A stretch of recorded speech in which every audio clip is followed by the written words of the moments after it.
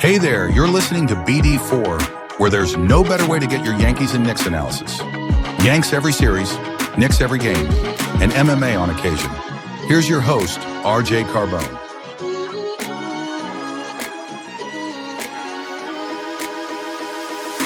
And a high drive into left center field. Stanley's going to watch another one fly. Are you kidding me? DiVincenzo a three. Bang! Bang! Knicks take a Take this time to apologize to absolutely nobody. At the wall. See ya! See ya! See ya! Mr. Nova. Anthony for three. Bang! That one goes down and the game is tied. Rose, you shook up the world again. I did it again.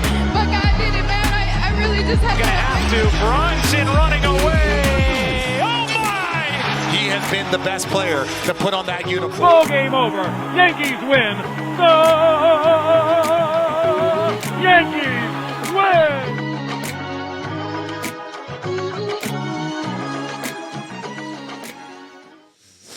All right. Welcome to the show, everybody. We're in episode 869 here of BD4. Welcome to the podcast. This episode will be audio only. I'm actually recording this the night of Memorial Day. So it's actually after the first game of this Angels series. Just because I had a very, very, very busy 3-day weekend. And I'm just getting to this Colorado series now.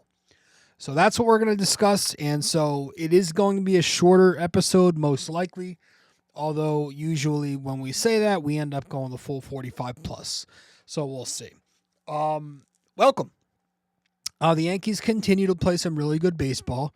They've strung together now 6 consecutive series victories. And they have, I think, the second best record in the American League. But they are in first place in the American League East. Currently 33-20 because they did beat the Angels again tonight. There's a new second place team about every day now because the rest of the East is abysmal. And right now it's currently the Rays. We'll see who it is tomorrow because it's like, yeah, I mean, before you get to the Orioles, it's a 3-team race there for second place. But the Yankees have a pretty comfortable lead. Their pitching has been phenomenal. You go into the rotation. We will talk about that in this episode, certainly. The bullpen has been doing the damn job. We will certainly give them their respects. And then, obviously, a ton of guys have just been hitting. You know, ton of guys are hitting right now. Even with guys like Ben Rice and Trent Grisham maybe starting to cool off a little bit. Aaron Judge has not slowed down. Paul Goldschmidt seems to be more of a $12 million steal every day.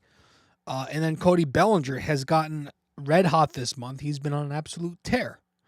Anthony Volpe is putting together some good game series. Had a really strong season. Nobody wants to talk about it. Everybody wants to hate on Anthony Volpe because Twitter tells them to. But I'm not going to sit here and act like he's having a bad year. Why? Because he's playing some good shortstop again, first and foremost. Made a great play in this series. He's leading American League shortstops and RBIs. He has an OPS that's, I think, just below 770 now. And he's spent all but 2 of the games he's played in, and I'm pretty sure he's played in every single game. He spent all but 2 games with an OPS in the 7s. So he's been consistent. And Dominguez has been giving you production. He's been putting together some really good games from both sides of the plate of late. Obviously, that left field defense is remaining woeful, but you're hoping that figures itself out, or else we're going to have some real problems, but we're not going to get into that now. Let's talk about the series. Let's not waste time. This was a series the Yankees needed to sweep, and they couldn't sweep because they dropped that first game 3-2 on Friday. This was Clark Schmidt versus the righty Gordon. This was a This was a disgraceful baseball game. It was embarrassing. It was horrifying to watch. Repulsive, putrid, dismal trash is what I wrote down on my notes for this game. Dismal effing trash is what I have. The bats strung together 2 runs on 5 hits, 2 of them extra base hits, 4 walks, 7 strikeouts. They were 0 for 6, though, with runners in scoring position. They hit into 2 double plays.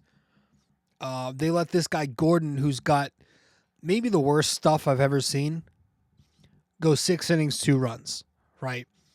Top of the first, you get the Paul Goldschmidt RBI triple. Top of the second, the Yankees strand first and second, 1 out. Vivas and Grisham couldn't get it done. And then top of the 5th, Judge picks up a game-tying solo home run to put the Yankees, to tie the game for the Yankees. But against the Colorado bullpen, the Yankee bats could not muster up a damn thing. No runs, no hits in the 3 innings that the Rocky bullpen pitched. I remind you, this is a horrible bullpen, but it didn't matter. So offensively, it was pretty rough. Judge, the only multi-hit game, I believe. He goes 2 for 4. Home run RBI. Did ground into a double play in the 8th inning. Goldschmidt goes 1 for 4 with the triple and the RBI. Dominguez 1 for 3 with a walk and a stolen base. Wells went 1 for 4. He grounded into a double play in the 4th.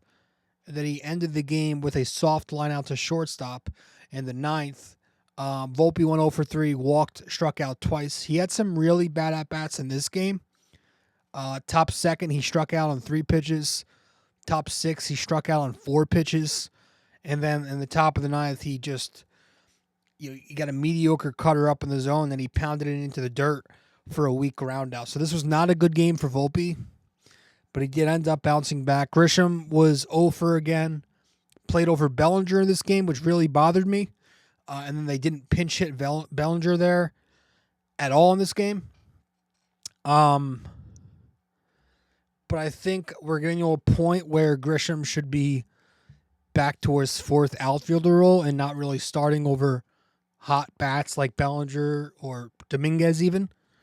So hopefully that's something that they slowly get back into. But yeah, the bats weren't great, and I didn't think Clark Schmidt was very good in this game either. He went 4 2/3 innings, 3 runs, 6 hits, 2 walks, 8 strikeouts, which is nice. No home runs allowed, but he needed 97 pitches. So, he gave up the lead in the bottom of the 4th. Ryan McMahon drew a leadoff walk. Clark kind of just lost the zone with his curveball in that at-bat. And then Farmer picked up a 2-out RBI base hit.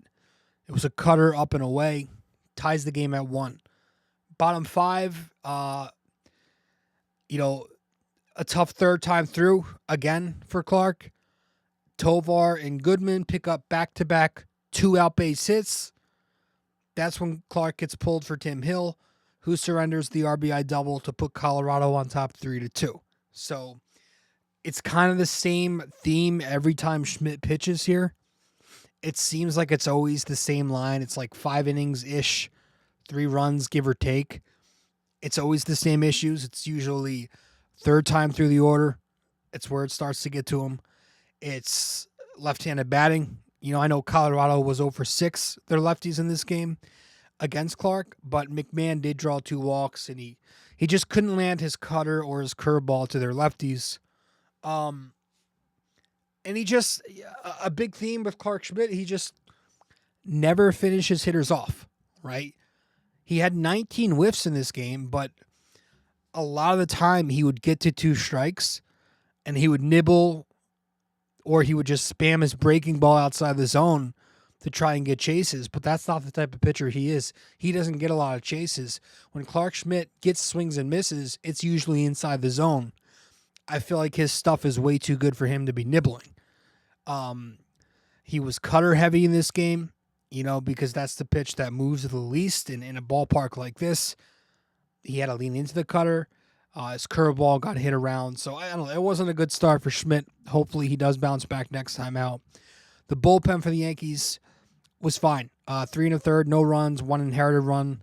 2 strikeouts. Tim Hill allowed that inherited run. Otherwise, no runs in an inning and a third. And then Santos pitched 1 inning, no runs. Then Hedrick pitched 1 inning, no runs. But the Yankees did lose this game on Friday 3-2. The second game of the set, the Yankees bounced back in a brilliant way. The complete opposite of Friday night. A 13-1 victory over the Rockies. He had Fried against the lefty Kyle Freeland. The Yankees scored 13 runs on 21 hits, 8 of them extra base hits. They walked 5 times. They only struck out 8 times. Picked up 2 sac flies. They did ground into 4 double plays, but they were 8 for 17 with runners in scoring position. 8 runs on Freeland in 4 2/3. They were jumping him early. 5 runs on the Colorado bullpen in 4 1/3. But top of the first, Aaron Judge starts things off with a home run. And then top of the 5th, with the game tied, the Yankees explode for 10 runs. They've been doing that a lot this year. You know, you had 3 RBI doubles in the inning, Peraza, Wells, and Grisham. You had a couple of sac flies from Bellinger and Dominguez. And you had a couple of RBI base hits with Volpe and Goldschmidt. So the Yankees left that inning up 11-1. Top of the 8th, Volpe contributed with an RBI double. LeMahieu with an RBI base hit, 13-1 Yankees. Goldie, Belly, Volpe, DJ, 3 hits each. Dominguez and Wells, 2 hits apiece. Dominguez walked and sac flied. Wells had 2 RBIs, a walk and a double. Max Fried was outstanding in this game. We will get to him later. Ian Hamilton was the only reliever the Yankees had to burn. He pitched an inning and 2/3, no runs, 3 strikeouts. That was your game to victory on Saturday. Sunday, yesterday, the Yankees won 5-4. You know, a little more of a nail biter you wanted it to be at the end there, but this was Warren versus the righty Senzatella. The Yankee bats 5 runs on 9 hits, 4 extra base hits, no home runs, 4 walks, 9 strikeouts. They were 3 for 10 in scoring position. Against the Colorado starter Senzatella, they scored 4 runs in 4 1/3 innings. Top of the first, Bellinger with an RBI put 1-0 Yankees. Top second, the Yanks were down a run. Escara ties the game with an RBI double. Against the Colorado bullpen, they get 1 run in 4 2/3. Top of the 5th, Judge RBI double, Dominguez sac fly. It's 4-2 Yanks. Then you get the rain delay during that Anthony Volpe at bat. Takes about, I don't know, was it an hour rain delay? Comes back, he ends up flying out. But the Yankees do score in the top of the 8th when Escara picks up another hit, an RBI single to put the Yanks on top 5-3. Escara goes 3 for 4 with a double and 2 RBIs. We might be talking about him a little later. Judge goes 2 for 4, double, walk, RBI. Goldschmidt 2 for 5 because, of course, Rice goes 1 for 4 with a double and a walk. Dominguez 0 for 2, walk, sac fly, RBI, and a stolen base. And Volpe goes 1 for 4 with a triple and a run-saving play as well as shortstop in this game. Will Warren, for some reason I almost said Adam Warren, former Yankee pitcher. Will Warren, 4 innings, 2 runs, 2 hits, 2 walks, 7 strikeouts, no home runs allowed, 57 pitches, and the no decision. Unfortunate that his outing had to stop short because of the rain delay, because it was turning into an outing that had the makings of an excellent start. He did struggle out the gate. He gives up the leadoff double to Beck to start the game. It was a bad 2-seamer, middle of the plate. Tovar singles on a sweeper with no bite after that to put runners on the corners. Goodman walks. He lost the zone with his 2-seam fastball. Loads the bases with no outs there. Throws the wild pitch to Ryan McMahon. Escara loses the ball he probably should have got. Colorado ties the game at 1. And then McMahon picks up an RBI and a ground ball out. Colorado goes up 2-1. After that, Will Warren was very sharp. He retired 11 of the next 12. The only guy he didn't retire, he walked. but his sweeper was working exceptionally well. I mean, you look at that third inning, he strikes out the side swinging using that sweeper. Against Beck, he goes 3 fastballs, and then he finishes them off with 2 sweepers in a row. Against Tovar, he goes 2-seam sweeper, all low and away. Stayed away from him. And then against Goodman, he goes 2 4-seamers up in the zone, and then he goes a couple of sweepers middle away. Gets all 3 of those guys to strike out swinging. Brilliant inning. Bottom of the 4th inning comes, and he picks up 2 more strikeouts. McMahon strikes out swinging. He goes sweeper, curve, changeup. And then Doyle strikes out swinging on a bunch of fastballs. He's going 4-seamers, 2-seamers, back to the 4-seamer. Really good sequencing there. So it was a brilliant outing by a pitcher who's continuing to take steps in the right direction. So good for Will Warren. I just wish he was able to finish his outing, but unfortunately they had to delay the game with the rain. The bullpen for the Yanks, 5 innings, 2 runs, 6 strikeouts. Johnny Loizaga pitched a clean 5th and a pretty messy 6th. Inning and 2/3, 1 run, 2 hits on his final line. Bottom 6, Yanks are up 4-2. Gets 2 quick outs before his sinker starts to get hit around. McMahon picks up a base hit. Doyle, the RBI double, and I'm pretty sure that's when Dominguez made that play in left field he didn't make that play in left field that he should have made.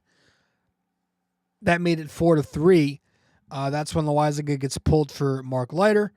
Again, the Johnny Loizaga stuff, when he goes out for a second inning, I never loved it. Also, if you want to keep him healthy, probably don't do that. Leiter does escape the 6th inning, and then he ends up pitching a clean 7th. So his final line, an inning and a third, no runs, a walk, 2 strikeouts. Devin Williams did a nice job in the 8th. 1 inning, he did put 2 guys on, walk and a hit, but no runs, and he struck out 3. The strikeout stuff is back. Luke Weaver struggled in the 9th inning with the Yankees up 5-3. He comes in to get the save. Final line, 1 inning, 1 run on 3 hits, one of them a home run. He hasn't been missing bats lately. The velocity started to peak up a little bit. It was more 96. Lately, it's been closer to 94. But the command was off in this outing. The 4-seamer was missing middle of the plate, and he was kind of yanking his changeup outside to righties a little bit. Moniak hits the leadoff home run on him to pull the Colorado Rockies within 1. It was 5-4 after that. Puts a couple more guys on base after, but he ends up escaping it. He just had to labor. He wasn't great. So it was his first really bad outing, really. But he gets it done, gets the save. However, I'm going to tip my cap when we go to the bullpen to Mark Leiter Jr. I thought he was the best Yankee reliever in this series. He pitches in that 3rd game there. As we said, an inning and a third, does walk a batter, but he struck out 2. Gets the win in this game. Only needed 21 pitches. Mark Leiter continues to do a really nice job for the Yankees. Man, I feel like he gets a lot of shit because he has blown some saves. He has allowed some inheritor base runners to score. But his ERA is sitting in the mid-2s. He's done a really good job. He's bounced back from last season. People do forget he had a really good postseason. The World Series, he was helpful. And he's been really good to start this season. So the strikeouts are there. He's getting some big outs. Yes, he'll have some moments where he's shaky, but I think overall Mark Leiter Jr. has been much better than what Yankees fans were expecting him to be, given what happened last year. So I'm going to tip my cap to him. That's the 2nd time we are tipping our cap to Mark Leiter Jr. this season. So there you go. And we might as well stay on the mound because I want to tip my cap to Max Fried among the starters from this series. Again, Max Fried pitched on Saturday, game 2 of the series. And he continues to be absolutely brilliant. 7 1/3 innings, 1 run, 6 hits, 1 walk, 7 strikeouts, no home runs allowed, 83 pitches, and he gets the win. So he moves to 7-0 on the season with a 1.19 ERA, because of course he does. Max Fried has just been. I mean, what else is there to say? I am so thankful this guy has come here and done what he's done. You know, he's out there every single start just throwing gems. With Garrett Cole going down, sorry, a 1.29 ERA, not a 1.19. With Garrett Cole going down, I don't think any Yankees fan was slightly optimistic about the rotation. You know, I think a lot of them said the best thing you heard was it was going to be an average rotation. And Max Fried has been a big reason that this rotation is, I think, top 7 in ERA. So they're above average. I mean, he's been spectacular. He had 2 pickoffs in this game, by the way. But he was outstanding in this game. You know, he was really working as a 3-pitch pitcher in this game with Colorado very right-handed heavy. He was going 4-seam curve sinker to their righties. Mixed in a couple of changeups, couple of cutters, and maybe a slider. But he was basically a 4-seam curve sink. 57% 4-seamers, 22% curve, and 13% 2-seam fastball. So he had some trouble with the 4-seam. You know, 5 of the 6 hits that he issued were off the 4-seam fastball. 3 singles, a double, and a triple. It was a lot of soft contact, though, so it wasn't like it was getting hit hard. And he did pick up some really nice strikeouts with the fastball when he was elevating that pitch at the top of the zone. His curveball continues to be his best pitch. It's an excellent pitch for him. He induces soft contact with it. Colorado hitters were 0 for 3 with 2 strikeouts on the curveball. Got some whiffs. You know, in that 7th inning, he gets Toglia to strike out swinging on a curveball in the dirt. And then you go back to the 1st inning, he landed that pitch backdoor to Goodman to get him striking out look, and he froze him. It's such an excellent backdoor curveball. When he lands it to righties, it just drops in the zones for strikes. It's such a ridiculous pitch. So, yeah, he continued to do Max Fried things, getting a ton of soft contact, getting a lot of ground ball outs. He induced 10 ground ball outs in this game alone. And, of course, it's nice to have a good infield defense behind him for once so they can make those plays on those ground balls. So, Max Fried, 7-0, 1.29 ERA. The whip is just outstanding. 0.93. I mean, he's been their best pitcher, and it's not even close. And let's go to the plate and tip our cap to the captain, Aaron Judge. This was tough. You had a couple of candidates you could have given the game ball to, but Aaron Judge in this series goes 5 for 12, 417 average, of 1,500 OPS, a double, 2 home runs, 3 RBIs, 2 walks, 4 runs scored, and that's considered a quiet series for him.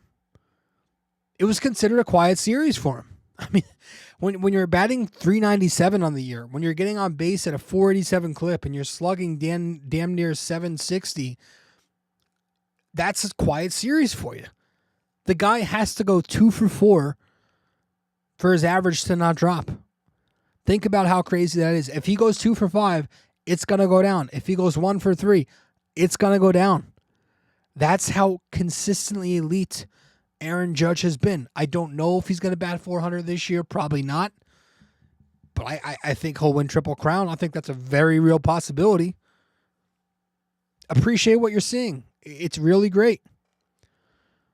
Aaron Judge has been outstanding. And again, the postseason stuff, yeah, you're not going to find a bigger critic than me. But at least appreciate it in the summertime because he's been really just historic. So, with that said, the Yankees are playing well. They just had a series against the Rockies here, so there's not really a lot to take away. But recently, the Yankees GM, Cashman, spoke to the media, and it sounds like he's already surveying the market. Obviously, you know, it's early in the season. The draft hasn't even come yet, so the market's not going to be hot. But he talked about the Yankees and what upgrades they need to be making. And I'm going to quote him here. He tells the media here, always pitching, pitching, pitching, whether that's adding to the rotation or adding to the bullpen. That was the one quote that really stood out to me. The Yankees are definitely, like I said, they've done this before. They have really big first halves. I am at a point where I just want to wait to see what happens in the second half with this team. When guys come back from injuries, reinforcements, and when it's the dog days and you really got to grind out some wins, and when you make these upgrades, right? Because this is not the final version of this Yankees team. And you do think that the bullpen could use an upgrade. I think it's a very good bullpen, but I do think there are some things they could improve on. Obviously, we've spoken here a ton of times already this season about how I would love some more velocity there. And I think Johnny Loizaga is going to help with that. I was hoping Ian Hamilton could have been an effective flamethrower for this team. His velocity is a little bit down, but more importantly, his command is really not his control. He's walking a lot of guys. He's just not been the same. The StatCast looks good, so maybe that's an indicator that he can turn it around. But Ian Hamilton hasn't exactly been what I thought he'd be. As the lone lefty out of the bullpen, Tim Hill hasn't exactly been what he was with the Yankees in the playoffs last year. So you may be looking at Jake Cousins. I know he's a righty, but he was a pivotal part to the bullpen down the stretch last season. Hopefully he's back sometime in June. He is one of my favorite pitchers on this staff. He's got that wipeout slider that he can tunnel off the two-seam. But yeah, it wouldn't hurt to look at another reliever, preferably a lefty, somebody you can pair with Luke Weaver and Devin Williams in the back end there. With Devin Williams kind of resurging right now and Luke Weaver obviously being Luke Weaver, it'd be nice to have another guy there to just have some left-handed depth in the back of that bullpen to be able to get those lefty lanes out in the postseason. You got a lane of lefties coming up, middle of the order. You're trying to get Devers and whoever. You're not going to be facing Boston in the playoffs. That team sucks. But whoever it is, Detroit's lineup of lefties, they got a couple in a row. You're going to need a left-handed reliever there to mow them down. So I think that's definitely an area they should be looking at. Starting pitching is interesting because you asked me at the beginning of the season, I probably would have said yes with everything that was going on between Stroman and Carrasco. I still cannot believe both of them were pitching at the same time. And Warren was struggling. Now with guys starting to put some things together, while I was looking at an ace, I was like, you got to trade for an ace. You got to trade for an ace. Maybe just trade for somebody in the back end. I don't know who that might be. Sandy Alcantara is obviously an ace who's been really bad this year. Guy coming off surgery. Do you see what's up in the second half if they try to sell him off? I don't know. But I'm not going crazy about the starting rotation. I think the key to that starting rotation is Carlos Rodon. If you can continue to get what you've been getting from Carlos Rodon, you go into the postseason, all you need is really, 3 good starting pitchers and an elite bullpen with swing and miss stuff, and the Yankees have that now. I'm feeling confident. I think the number one target, to be honest, should be a right-handed bat, should be getting a third baseman. Stanton is getting closer. I think he's starting his rehab assignment in a few weeks. So hopefully that continues to go as planned and he progresses. But yeah, you do need a right-handed bat that can mash lefty pitching. You can't rely on DJ LeMahieu to be that. And obviously Vivas is a lefty, and Oswald Peraza is a right-handed bat, but he's not been able to show that he can hit at the major league level, unfortunately. Jazz Chisholm is making a return soon. What's really out there in the market when you're talking about third baseman? Ryan McMahon, as you just played this team, did you like what you saw?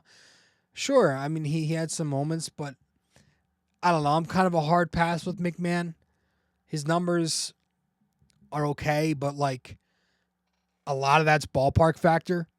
Like if you look at his OPS, it's decent, but you look at the OPS plus, which factors in ballparks, it's like, oh, he's really as the kids say, merchant of Coors Field, and he's also a lefty. So is Max Kepler, who's been a target, and he's also just not that good. A guy I'm looking at, and this is a shout out to Russ Litke, who runs MYY Yankee Pod. MY Yankee Dad. That's his podcast. The Beat of the Bronx. He said, this is a name I've heard on Twitter too. Bo Bichette could be an option for the Yankees. I don't know if that's realistic. I don't know how. I mean, obviously Toronto is. They just gave Vlad that big deal, and they're probably going to break those two up. Bichette is expiring. There's a good chance he is moved.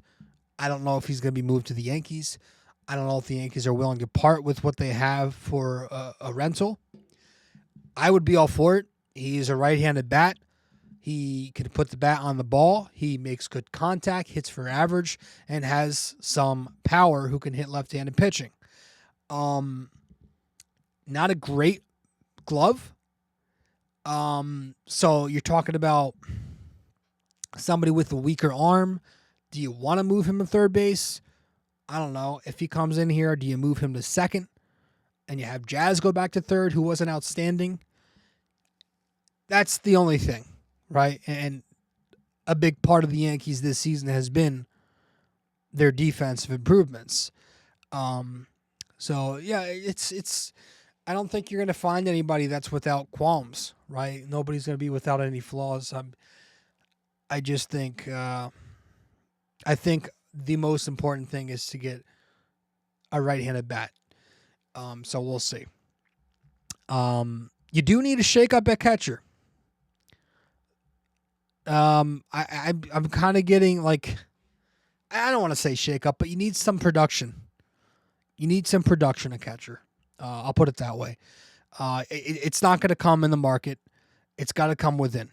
Austin Wells has been really bad, and he needs to start hitting the baseball again.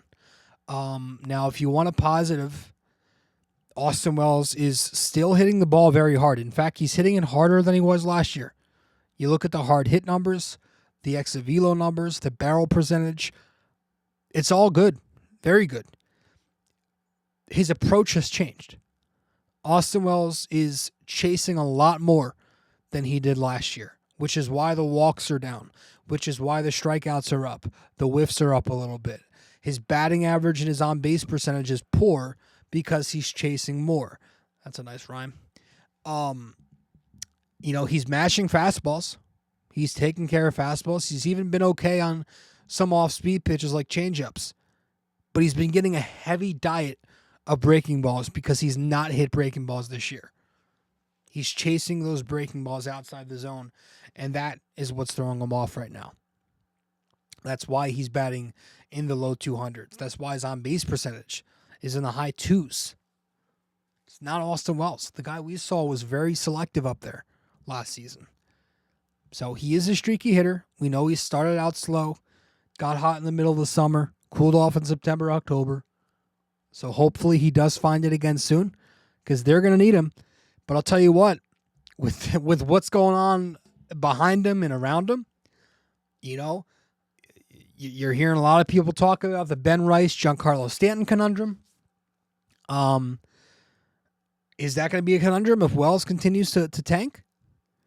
JC Escarra coming off a big Sunday where he had 3 hits. All of a sudden, you look at JC Escarra's season stat line. He's got a 115 OPS plus across 19 games. Smooth left-handed swing. He was a good hitter coming up in the system. I don't know. Do you do something like JC Escarra playing third base some more? And you have Ben Rice getting some more catching reps? If Austin Wells isn't hitting? Because Rice is absolutely raking this season. It's something I thought about, and I don't think Wells is going to lose his job. The Yankees love Austin Wells, as they should. But as if he loses at bats once the series like we've been seeing lately, I don't know. I don't know if I hate it because he just needs to start hitting, and some of these other guys are hitting, and he's not. He did have a sack fly tonight, for what it's worth. And, he had a better series in Colorado in those first 2 games, so maybe there's something coming. But, yeah, just the thought that with Wells struggling and some of these other guys not, the reps might be getting less and less. I'm not saying, though, they should make a move for a catcher or whatever, anything like that. I'm just saying with their search for a third baseman, does that change? Do you eventually move Escar to third or Rice to third and you look for a backup catcher? I don't know. But Wells does need to start hitting. I think that's it. I think we'll wrap it up here. So what we're going to do is head to our break. And when we wrap it up, when we get back from break, we will wrap it up with our trivia question. We'll talk about what's coming up next and then wrap it up with our trivia. I can't talk right now. So stay with us. We'll be right back in a sec here on episode 869 of BD4. Quick break here, guys. Stay connected with BD4 on social media. Follow us on Instagram and X at BD4Pod and find us on Facebook by searching BD4. Don't miss out. Join the conversation. Want more BD4? Subscribe to our YouTube channel and never miss an episode. Hit that like button, drop a comment, and share with your fellow fans. Don't forget to ring that bell so you're always the first to know when a new video drops. Love BD4 but don't have the time to sit down and watch? Don't forget to subscribe on Apple Podcasts and Spotify so you never miss an episode. And if you're enjoying the show, leave us a 5-star rating and a quick review. It helps us grow and keeps the conversation going.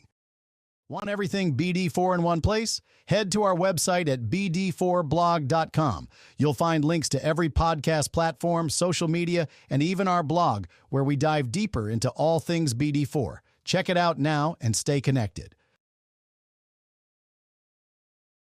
All right, welcome back to the show.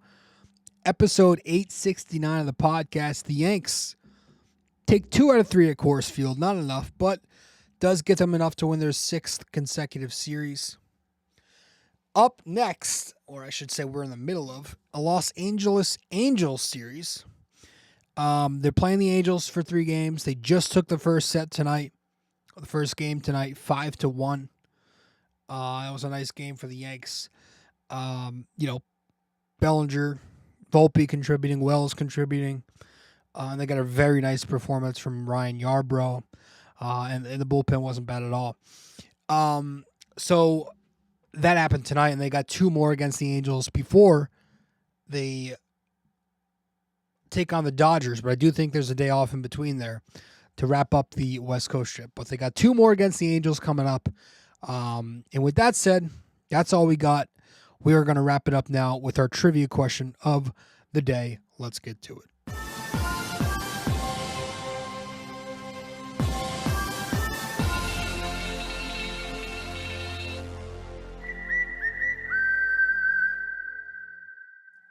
All right.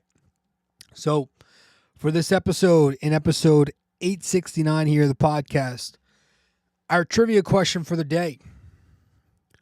Who hit the 9th inning homer to send the Yankees to the World Series in the 1976 ALCS? Who hit the 9th inning homer to send the Yankees to the World Series in the 1976 ALCS? All right, let me know the answer. Wherever you can reach me, folks, I appreciate it.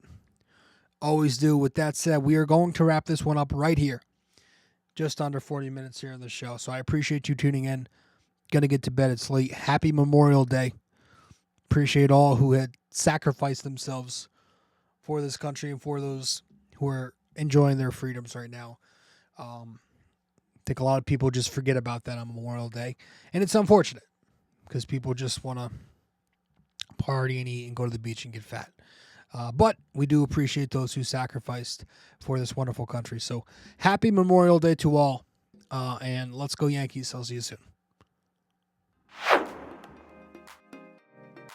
Well, if you made it this far, that means you listened to or watched the entire episode. Thank you. Just remember to follow, subscribe, download, rate and review, and all that fun stuff to help out the podcast. And I will see you in the next episode of BD4.